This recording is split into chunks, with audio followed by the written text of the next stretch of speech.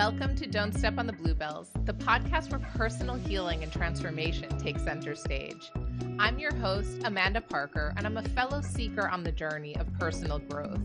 Join me as I delve into the stories of gifted healers, guides, and everyday people who have experienced remarkable transformations.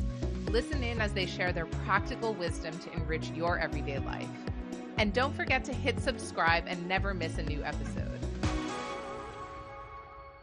Welcome to today's episode of Don't Step on the Bluebells, where I'm speaking with the incredible and soulful Aida Murad. After trauma left her semi-paralyzed, she rediscovered hope by painting mesmerizing, abstract works with her fingers.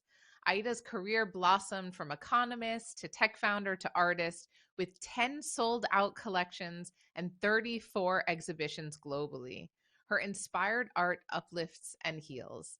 Named Georgetown's Artist in Resident and TED Tech London's inaugural artist, Aida leads at the intersection of spirituality, art, and business. Join us as she shares her journey of healing herself and others through the gifts of her creativity and her unbelievable artwork. Hello and welcome to today's episode of Don't Step on the Bluebells. I am thrilled to be here with Aida Murad, who is an incredible spiritual impact artist, and really excited to dig in today to what exactly that means, what that looks like, and a bit of your journey and how you got here. So thank you so much for agreeing to be a guest on the podcast and for joining us here today. Amanda, thank you for having me. I'm thrilled to be here, honestly. It's such good energy. You're such good energy. Excited for the conversation. Well, I have to say, before we dive into anything, I'm just seeing that you are sitting in a gorgeous studio space. And before I even ask you anything, I'd love to hear a little bit about what is hanging on the wall behind you. Well, I have to start with the floor. I had just opened my art studio in Jordan. So I'm in Amman, Jordan. And just a little tour. And I painted the whole floor as if you're walking on clouds. Because the intention of my studio opening was for people to feel magic. And that's been more of an attention alive in my life. Like, life is magical. Life is beautiful and it's delicious. And I said, why would I have empty, blank white floors? Why wouldn't they be clouds? And that kind of summarizes my personality at the moment. And that huge painting is took 100 hours to make. I painted it only with my index finger. And then there's this painting that is about fostering our capacity in being in bliss. So we'll dive into these, but I have people here walk on clouds because why not? I love that metaphor. Why would I have the floor white when you could be walking on clouds? Yeah. It is so beautiful and such a nice way to think about how we move through our life. Also really intentionally thinking about, where are you stepping? Where's your energy going? What are you actually walking into? So I'm really, really excited also to hear that you have this new studio space that has just opened. That's really incredible. And I have to say, I've been following your journey. We met a few years ago at a coffee shop in New York. There was more to that story. We were both in a fellowship together. That's how we actually got to know each other. But where you were at that time compared to where you are today, at least from what I knew about you, it has been so incredible just to watch the evolution of you fully stepping into this incredible embodied artist and watching that journey. I mean, I have goosebumps just watching your paintings come to life, and the way that you present who you are and share that in the world has been really, really, truly inspiring to me. Thank you. That means a lot. It's something I've been trying to practice a bit more of, is stopping throughout the day and saying how proud I am of myself. And I used to feel guilty to do that.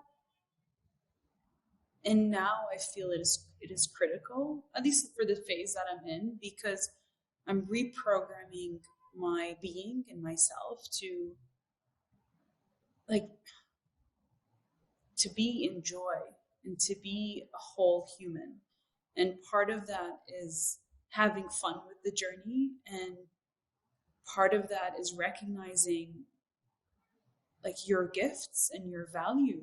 And I'm so happy that I'm an artist. Like, I can't imagine being anything else. Like, I used to be an economist, I used to be a strategist, and when we met, I was still doing strategy and partnerships for startups and for international development organizations, as well as doing coaching.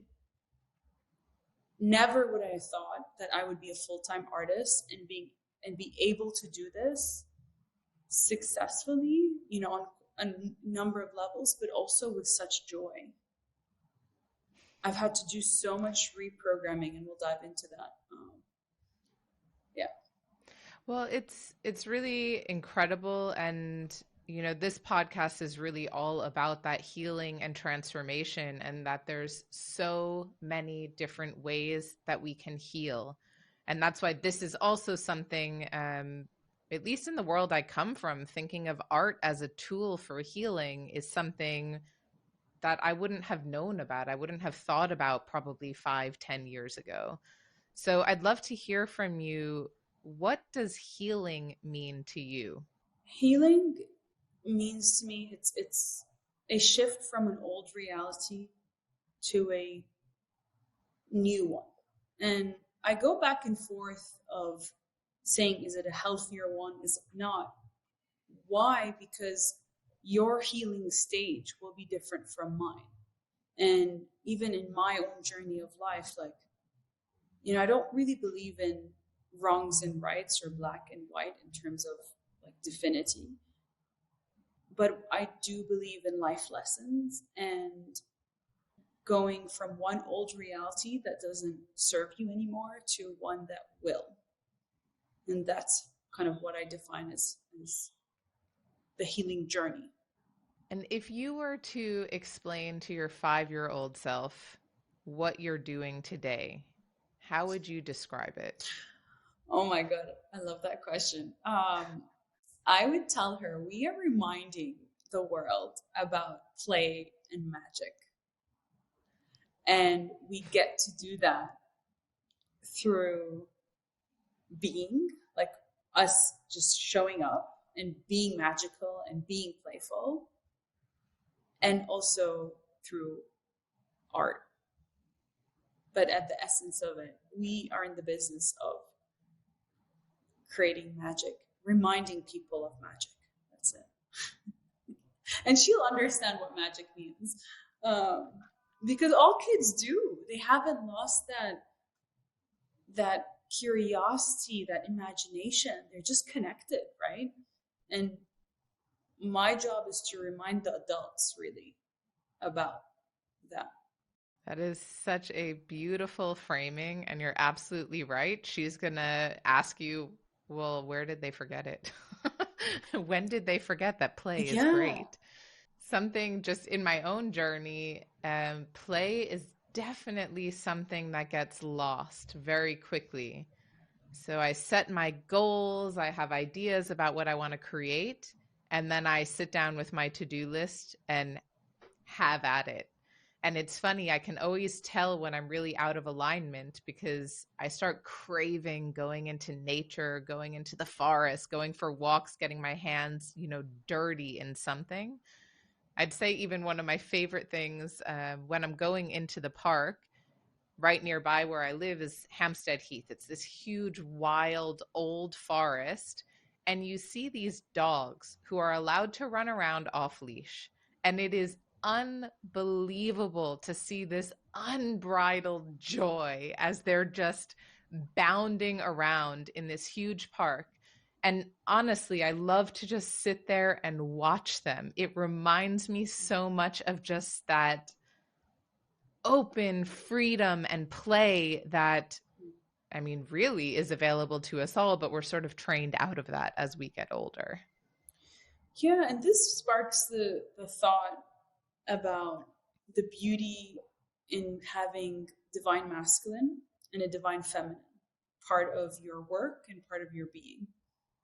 And, you know, a lot of people think being an artist is just painting whenever I want and like extreme divine feminine, let's say. But what I actually need in order to play, in order to be in magic, I do need this beautiful masculine container that gives me that safety and structure in order to keep playing and keep being in magic. And that's where I feel like so many of us have lost that balance. We've either become too masculine and go, go, go, go, and goals and all these things, and have forgotten the feminine side of just being and, you know, having that space to flourish and not have like a back-to-back scheduled day. And I'm really grateful I've learned through trial and error how to foster both, so I can keep creating magic play, but also have real goals. Like, right at the end of the day, I do run my own business, right?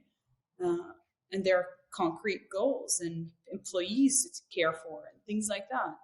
So I need to have both.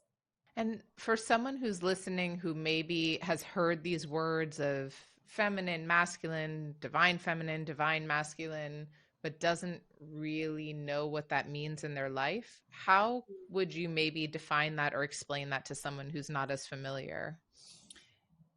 So my own definition, I can only speak from my experience, the divine masculine gives structure. Like, in order for, at least for me, to feel safe, to expand and get curious and get like almost flourish the flowers, my wings, and play, I need a structure. I need a safety net. And for me, that means, like, for example, when I walk into my studio, I'm very conscious that I have 4 walls, right? And I connect with, like, okay, this divine masculine is giving me this container.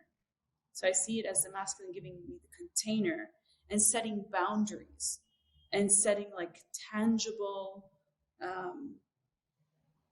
parameters to move around something. And in this safety, I tell my divine feminine, like, okay, you're safe to come out now. And then she tells me, what does she feel like doing? And maybe it's laying on the floor and staring at the ceiling.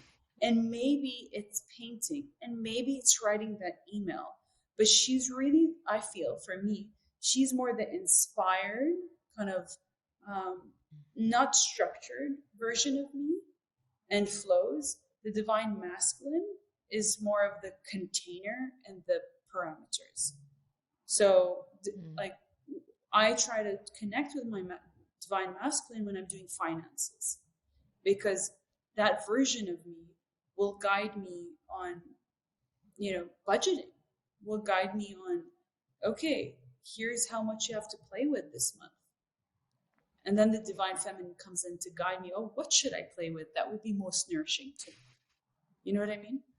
Yeah, and I love that you also bring in this element of, you're running a business. Yes, you're an artist and you spend time in this play and creation, and you also spend time in the grounded world of, how do I make this business run? How do I keep my employees happy? I think that's often a misconception, especially for people who maybe look to get on a spiritual journey and just see that, oh, okay, either you're floating in the clouds or you're working in the real world in like a corporate job or whatever that means to them. And you're showing that there's actually this blend of both. There's a way to bring these two sides, these two things together, and still have your spiritual practices and still do healing work, as well as connecting to finance and material needs.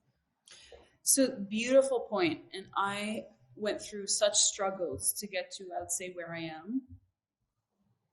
So I love to say that I love money. And it's not, there's had to be a lot of reprogramming around that. The reason I say that, because money is just energy. And money, with that energy, right? Gives you freedom, gives you also the ability to be kinder, like in terms of supporting this, supporting that. It also like allows you to buy healthier food, right? There's so much beauty to money.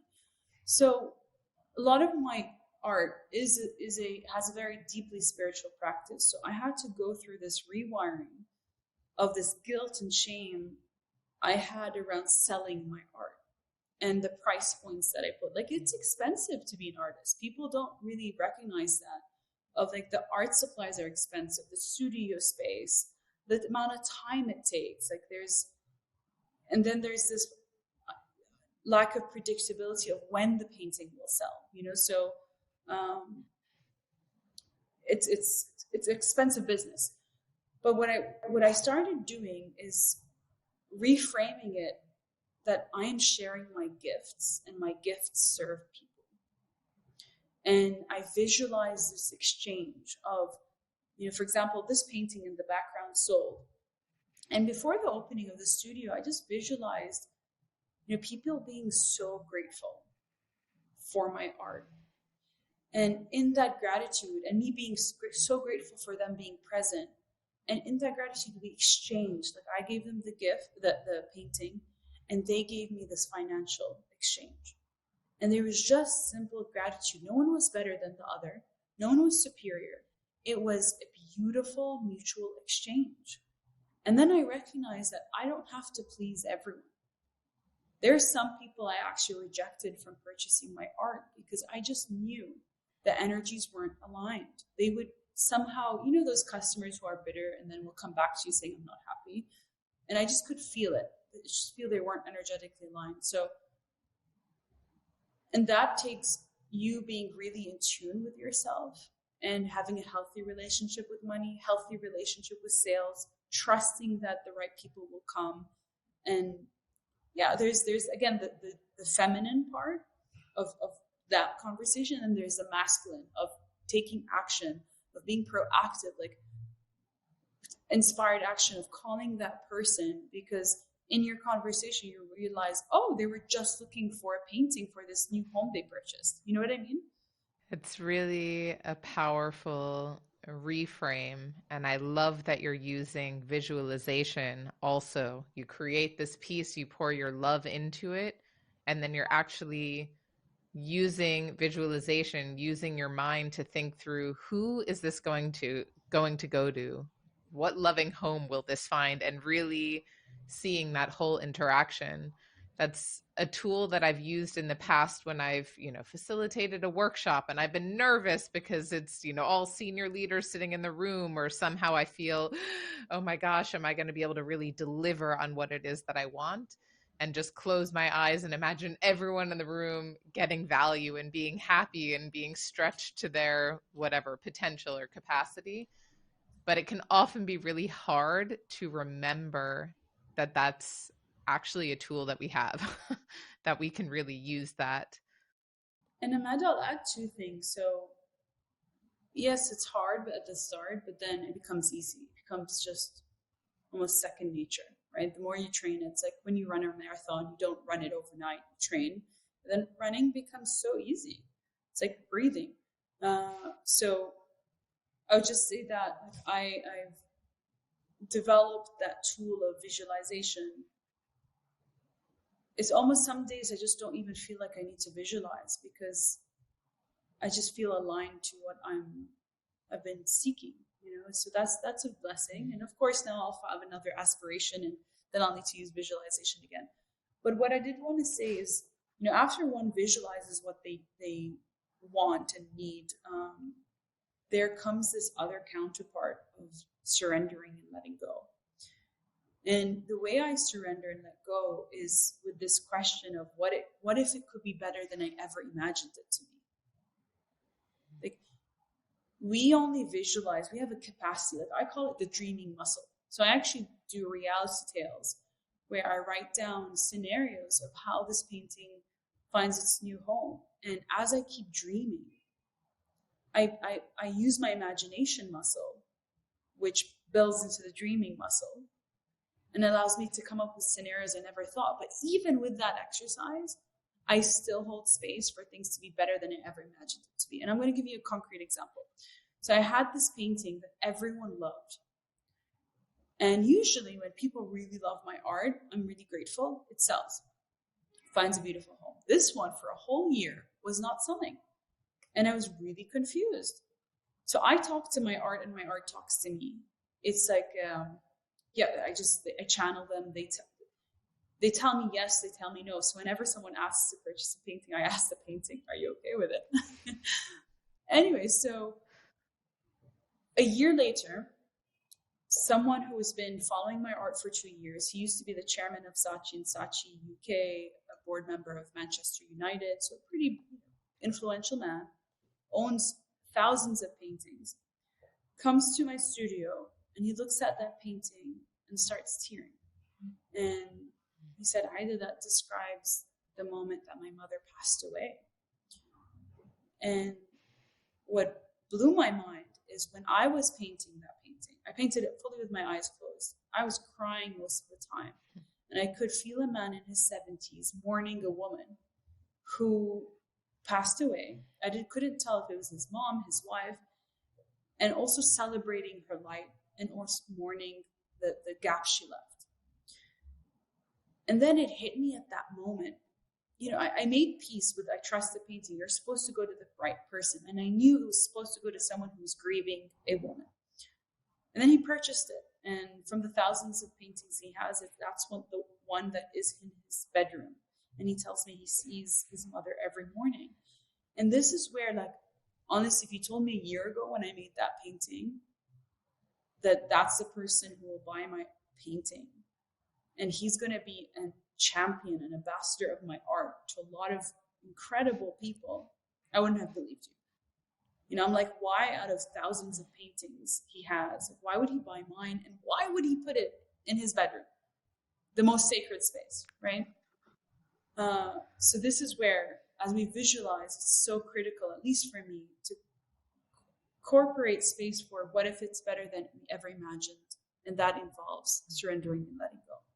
I have goosebumps listening to this story. It's really just a powerful reminder that when you have that inspiration, that to just keep moving forward, and you don't always know why yet, or you don't know what the outcome is going to be, but when you're really touched to create something, and that, for some of us, maybe it's just a voice or a nudging that just pushes you forward. In your case, it's just letting whatever's coming out onto the canvas. There's a reason for it. There's something deeper than what you can even see or imagine, and allowing that to be. And this is, for someone like me who likes to have control over things or has been known to be a perfectionist in recovery, that's such a beautiful lesson and reminder that you don't need to know the outcome, and nor should you, because something so much more incredible and beautiful could come out than what you would have been able to imagine when you began. Yeah, I love what you said about the outcome, because this has been a new way of being that I've been fostering. So with this opening, I have 15 paintings up available for purchase, and I just didn't put pressure on any sales. As an outcome, I just knew the outcome was going to be magical. I just knew it was going to be beautiful. So I entered that kind of vibration, that energy field of just feeling so happy, and people felt that. And guess what? I sold half of the collection in less than 3 days. Thank you, God, but I'm so grateful. But that's never happened to me. And that's the thing, it's the be, do, have. Be, do, have formula. You have to be the outcome that you want. Because at the end of the day, it's a feeling. How would I feel if I sold out this collection? I'll be in bliss. I'll be so happy. So what I actually did is I just fostered bliss, fostered happiness. I was that energy, and everything else followed. And now it's the art of maintaining that, you know, and it's okay. Like I crashed the next day because I was just exhausted, and I had to learn like there's highs and lows. That's still okay. That's incredible. So now I'm really curious to know, how did you get here? So you are a spiritual impact artist. You've had many paths before. You described some working in economics and strategy. How did you end up in this place today? However you want to get there. Yeah, I mean, so I started working since I was 13 years old. I love building. I love working. And the issue was from 13 till I would say 21, I really overworked myself. Like I remember in college, like I hated sleeping. I genuinely like resisted sleeping because I thought it was a waste of time. And that tells you how much I was in my masculine rather than my feminine. Right? I wanted to get the best grades. I wanted to be at every party. I worked 40 hours a week, which is a full-time job, right? While managing all the other stuff. And by my senior year, I kept saying like, I want a break. I was exhausted, but I didn't understand that I didn't have to do all this. I didn't understand that I could take a break and I could take life easy. And then my words are, at least for me, I find them very powerful, especially when they're backed by emotion. So I did get my break. I became overnight semi-paralyzed. I just couldn't. I woke up one day and I couldn't move my body, and so I had to drop out of college. I graduated, but with something easier. So instead of Bachelor of Science in Economics, I graduated Bachelor of Arts in Economics. And yeah, for me, that was very hard because I was really proud. I wanted to be in the science field, but I just couldn't go to classes. So then I ended up going back to Jordan. In between that, so this is my first experience with depression at the time, and I wanted to end my life because I just didn't know what was going on. And I knew I didn't want to remain like in bed sick. So I was strategizing how to end my life, and then an angel appeared and she just told me it's not your time. And I just knew. I knew that my thoughts, my words, my actions create my reality. And I knew I was healed. It was beyond belief. And then I just convinced myself that I was healthy and I was healed. And then slowly, solutions started coming to me.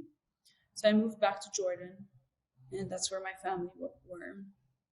And I attracted this man who healed me through plant oils.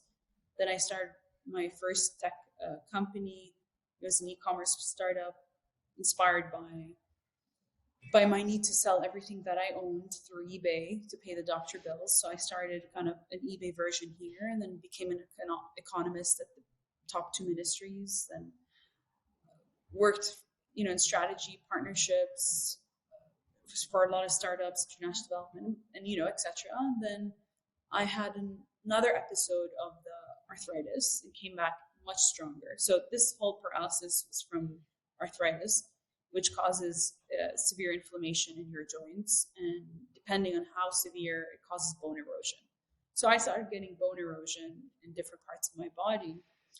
And the second episode came back also because I was extremely sad due to some personal stuff. But yeah, it came back unexpectedly and came back worse. So that time doctor said I'll likely never use my hands again at the rate that the bone erosion was happening. I was applying for a job, and someone asked me, why should we hire you? And I said, I have no idea, because again, I was depressed. And then I just decided, I don't know, I remembered I have a unique fingerprint. And I said, what if I painted over and over with this unique fingerprint? Maybe I'll remember what's special about me. Like, I remember talking to God. I'm like, there must be a reason why I'm here. I just don't know. And then I found it. I genuinely found it, which was art. And 10 years later, I'm really proud. I've opened art studios in New York and Los Angeles and Washington, D.C., and now in Jordan. This is my 34th, I believe, exhibition, and sold out 10 collections, and I don't have a gallerist. I don't I don't believe in rules and structure, and I don't, especially in the art world, there's beautiful parts to it and very unhealthy parts to it. And I believe like I came here to have fun, and I'm going to follow what feels fun, smart, beautiful, and magical. I'll stop there. That's an unbelievable story, and something that it's incredible what's sitting behind you, because I just keep looking at this gorgeous painting that you're sitting right in front of, and to know that that came from, yeah, so much struggle, but also just so many choices to just be different, to do it differently, to see things differently. It's like pure intention on the wall behind you. So really this choice that, no, I want to know what does this look like? What does this feel like if it's just beautiful? If instead of looking at whatever's holding me back as a setback, that I just remind myself and reconnect to that just incredible, yeah, beauty is really the only word that I can think of. It's just coming back to me over and over. Just really connect to what is so deeply, innately beautiful, and taking a chance on it, but also because there's this element of there's no other choice. And there's something really powerful in that commitment and conviction as well, that there's no other choice but to go forward into this beauty and see what happens. And I thank you for sharing that. I appreciate you. It's interesting about the conviction and there's no other choice. It's easy one, a person forgets, right? And also talking about healing, there are layers to that. So it was easy for me to do this part-time for a while, for about 6 years. And then it became extremely hard to only do it part-time. But it was extremely scary to jump into full-time. And I had to break down numerous times. And this is where community is so special. Because I was so scared about the societal narratives that we've been ingrained with, which is, especially around artists, about you can't, like the starving artist. That's what, when you think artist, you say starving artist. And I'm like, I definitely don't want to be starving. I want to be thriving.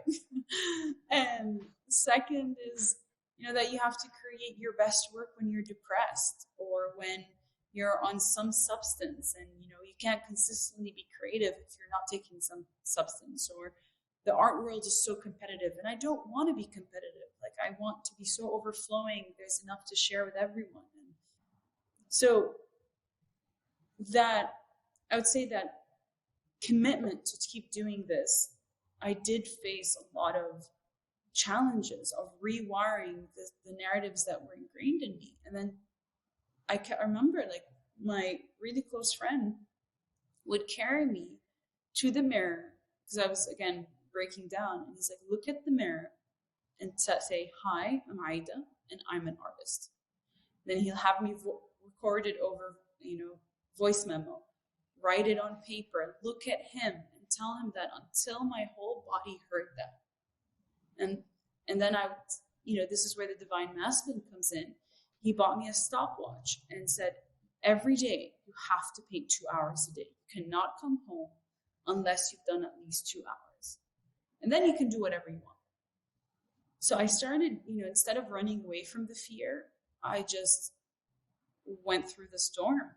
And from that storm, I rewired the narratives and ingrained new ones. But community is so essential to them. So now I know that you have the artwork that you're creating, so your creations, but you also support people in their own healing journey. Could you talk a bit about that and what that kind of work looks like? Yeah, so it comes through two pillars, I'd say. One is through the actual paintings where, you know, people buy, like my art isn't just about a beautiful object. It's really about shifting energy at the end of the day. So I'm a Reiki master. I do Reiki on all the paintings. I channel the art. So there's an energy to them. Like, I've been commissioned by the Georgetown University Cancer Center and their artists in residence to transform their whole reading room to put paintings that will help in the healing journey of patients. Because nothing is neutral, right? Like, if you have anything on the wall that affects how you feel, especially in a place when you're feeling vulnerable. So, you know, people have bought paintings when they're trying to foster getting pregnant. And I have paintings that are really rooted in the energy of fertility. I have paintings that, you know, celebrate the spirit of someone who has passed away. Someone has purchased painting around manifesting love because it has the energy of love. And we do a whole journey around habit stacking and, you know, coming up with your affirmations. Every time you look at the painting, you embody the feeling of being in love. And then we both together over the time sense when, like, placement in your home is also very important. So we read the energy of your home, the energy of your land. So a lot goes to it. So that's pillar one. Pillar two is I create art experiences and it's really from the spectrum of healing to innovation, and teaching people and holding space for people to use art for their intention. And what I mean by that is I have them paint with their fingers or their whole body to process something. And the reason, my only rule is no one's allowed to use a paintbrush. Why? Because your body contains data. And when we paint with our bodies, we're actually accessing data points that we usually don't tap into. So you're releasing energy and then you're making space for new energy. And I'll give you kind of two specific examples. So one example is someone who is experiencing severe depression. I'm not a therapist, I say that. But he was working with a therapist and came to me, and what we did is I had two large canvases. One canvas was his relationship with depression. And we wanted him and depression to speak to each other. The second canvas is, who is he when he's, you know, in his case, he wanted to be happy. So we painted, like, who would he be? What would life look like? And again, it depends from person to person. Sometimes we focus fully on the first canvas, then jump to the other. Sometimes it's a shift from one to the other. So that's one example. And you know, he left the experience feeling so liberated and closer to the reality that he wanted. Then on another, like the other end of the spectrum, is I use art within like companies to help them innovate, like MIT, Google, where, you know, innovation is all about seeing something in a different perspective, in a new way. And art has crazy power in helping you do that. So my job is to facilitate for you to feel safe, to access the data within you. And I've had, like, again, I've worked with 7,000 people globally. And they just, I mean, from engineers who paint with their hands, and they're like, they see their problem differently. That's all I can say. Every person I've painted with or painted with me has left feeling more liberated, and it's beautiful. It's so inspiring to listen to how you engage with what you do. Also, just how connected it is and how much a part of you it is. It's such a, I mean, really unique process. And also, it feels like you are the artwork. You yourself are the piece of art.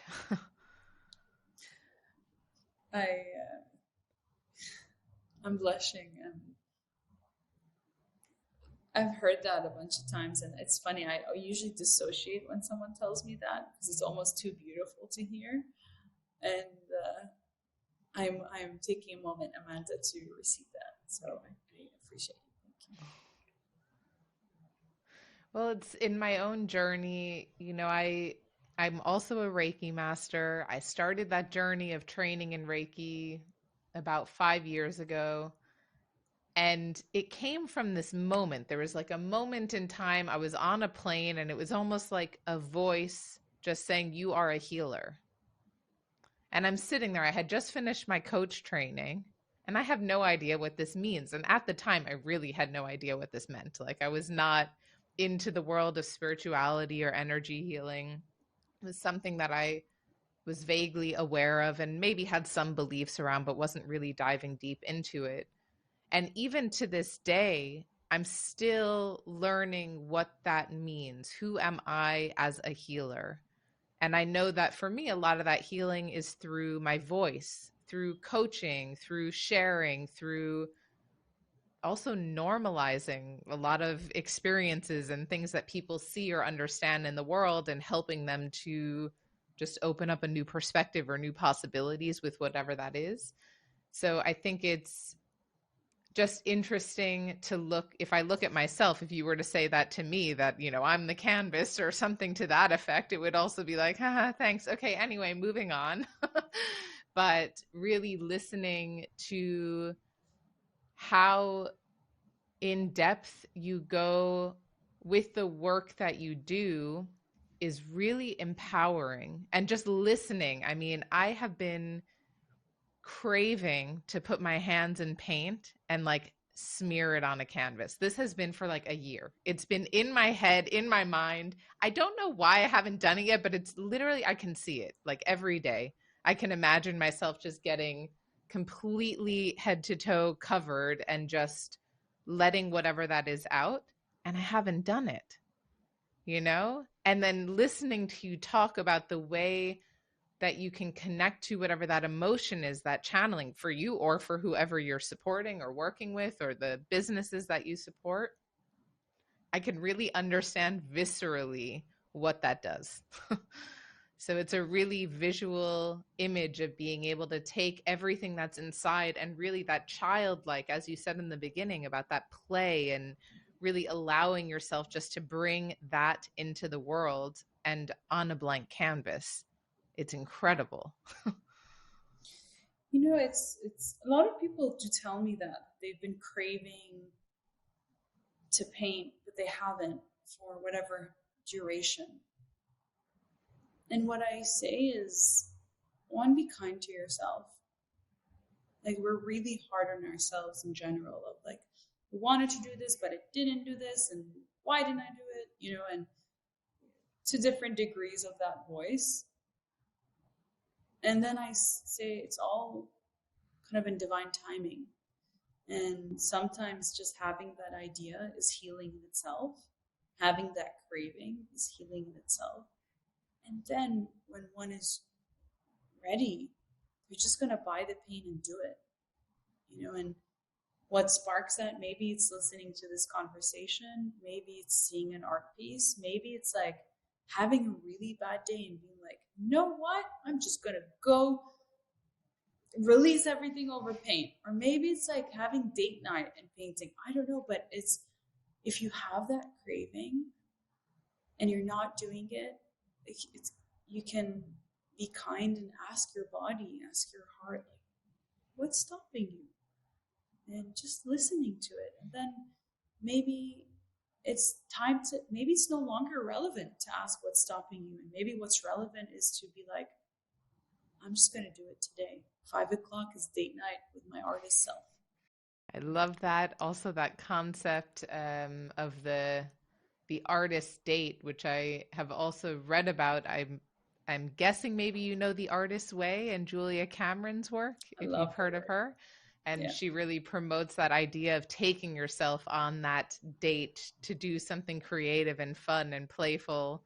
And I remember engaging with that book and just picking flowers and collecting stones and putting them in my pocket and just allowing yourself to do what you normally feel like is off limits, that you're not really allowed or shouldn't be doing. as a responsible adult, of course. Yeah, and that's the rewiring that we need to explore. I mean, we don't need to do anything. That's the thing. That's the beauty of life. We're so free, we can pick bondage, as Abraham Hicks says. There's nothing we should do or need to do. It's a matter of like, do you want to be happier? Do you want to be in more stages of bliss? Do you want to be miserable? That's also okay. No one, like, you don't need to do anything. But being an adult can be beautiful. If someone is listening and they say, I really want to have this experience, and they say, okay, now I know who I can get in touch with, what does that look like? So if someone reaches out to you and says, hey, I really want to work through something, what does that relationship look like, or how does that work? So I do it both virtually and in person. I have quite like limited basically spots per month because it can get overwhelming in having it be every day. But what they would just do is contact me, and we'd have a 15-minute intro call just to see like, what is their intention and am I the right person to support them. And then let's just say we're a match. If it's virtually, they get their paint supplies, their canvases, and it really depends on the energy of the person, but there's a combination of verbal communication between us both. And, for those who are open, I read their energy and channel whatever I can channel for them. And then painting. And I guide them on, again, everything depends on the person's energy. But sometimes they choose what the intention of this canvas is. Sometimes I hear very clearly that this painting needs to be about your past relationship with your father or whatever. And this other painting has to be about you loving yourself so fully. And what would that version of you say to you? And then we look at the canvases and we interpret, because everything is data. And part of the exercises is you paint with your eyes closed. You paint to a certain music that has a certain vibration. Everything is orchestrated based on to be a mirror of where you're at. And then if it's in person, it's just, and that lasts around 2 hours basically. In person, same thing, but you're doing it in person. Yeah. And you get to, so the last part of that is we decide with the painting, some we have to actually either discard, whether you want to burn it, you want to throw it, you want to recycle it, donate it. And we do that with intention. And the other one that is linked to your new reality, we pick where do you want to hang it in your home, in your office, so it can help you, remind you of that intention. And that is powerful. And would someone need to have any skill or previous experience to be able to do this with you? No, they just need to have curiosity and a openness to kind of move forward with whatever they're looking to move forward with. But no artistic skills needed. It's reassuring to hear for many, I'm sure. Everyone will be surprised. I feel like everyone who has painted with me is surprised at their beautiful creations, because everyone is an artist. It's just, have we felt safe enough to play again, right? And just out of curiosity, do you also do this with, is this with individuals? Do you do this with companies or teams or? Yeah, everything, the spectrum, from individuals to couples to families to multi-families to, small groups of executives to 1,300 people. That's the largest number I've done, of 1,300 people at the same time. So it's really the spectrum,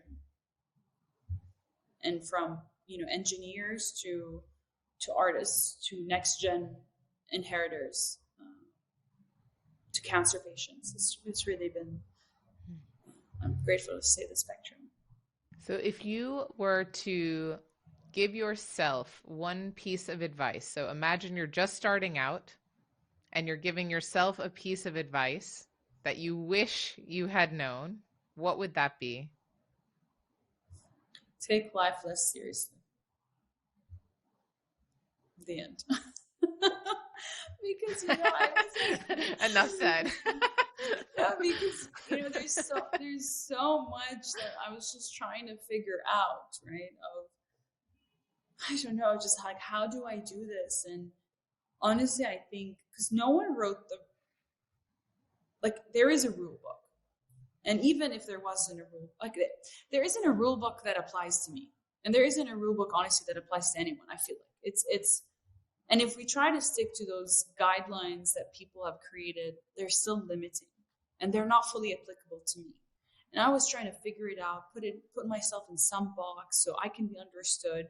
So I just wish I took things less seriously and had more fun with things from early on, and realized from that state, everything will work out just quicker. And also, another question that I really like to ask, because you are the fountain of knowledge in what you do. And are there like any resources or thought leaders or people that you really admire in the world who you would recommend that people look up or look into? So these thought leaders, yes, are not related to particularly art. They're people who have helped me become the person I want to be, and part of that is the artist I want to be. I would say Dr. Joe Dispenza. I love his work. He is a neuroscientist and focuses on neuroplasticity. I listen to his work daily on repeat. And then I would say Kylan O'Brien. She's an artist and she calls herself an art priestess. She has taught me how to build more capacity to have fun and to recognize like this planet is a wish fulfilling jewel. And just witnessing her has really given me courage to be more free. And then in terms of like an actual, like a book, Untethered Soul has really transformed my life by Michael Singer. And his concept, his second book, The Surrender Experiment, I love the idea of it. But the book of Untethered Soul really spoke to me. And then finally, An Uncommon Dialogue with God. That book also really changed my life. And I reread it a lot. That's amazing. So, how can people get in touch with you? What do you have going on? Where can they find you? Please share everything. Well, they can come visit my studios, either in wherever I am. So every month I'm somewhere different, it seems. But primarily my website, which is aidamurad.com. There they can shop and buy one of my paintings and join my art collectors family. Or they can follow me on Instagram, which is Murad Aida. And then I'm excited to share that I'm launching a book soon. So which is all about, it's a practical book about guided art exercises to use from the spectrum of healing to innovation.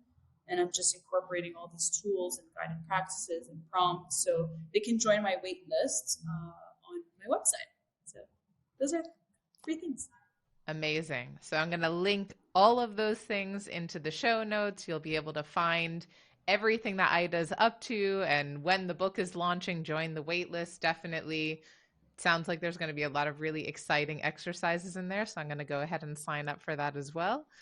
And I just really want to say a big thank you for sharing so much of you and your energy and just this incredible magic that you're really bringing into the world and allowing us to have, even a glimpse of what it is that you're creating. I really am. I can't even tell you how thankful I am that you've spent your time with us in this way. I'm so grateful, Amanda. You're incredibly special human, and thank you for creating this space. And even to everyone who's listening, you could have listened to a million other things, and you chose to be here. So, just thank you for sharing your time, your presence, your energy. So to everyone listening, go ahead and check out the show notes, and don't forget to download the pod sheet for today's episode, where I'll be sharing some of those resources and exercises that we've been hearing about throughout the episode. And I can't wait to see you next time. So tune in and see you then. Thanks for joining us on this week's episode. Don't forget to hit that subscribe button so you never miss a future episode. To dive deeper into today's conversation, make sure to visit www.don'tsteponthebluebells.com and grab your exclusive pod sheet. It's packed with valuable takeaways that will enrich your listening experience. Until next time, stay curious and keep exploring.